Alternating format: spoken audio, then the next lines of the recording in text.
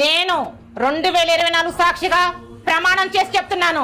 ఈ 2025లో బట్టలు ఉతకను, గిన్నెలు తోమను, ఇంట్లో వంట కూడా చేయను. కనీసం చీపిరనైతే నా చేత్తో ముట్టుకోను. సంవత్సరం మారుతుంది, క్యాలెండర్ మారుతుంది, నేను కూడా మారిపోతున్నాను. నేను కేవలం ఎంజాయ్ చేస్తాను. ఒక్క సెకండ్. నేను 2024 సాక్షిగా ప్రమాణం చేసి చెప్తున్నాను.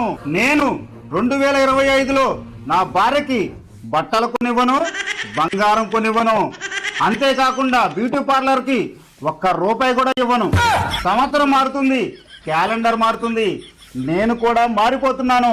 ఆ డబ్బుతో నేను ఒక్కడే ఎంజాయ్ చేస్తున్నాను.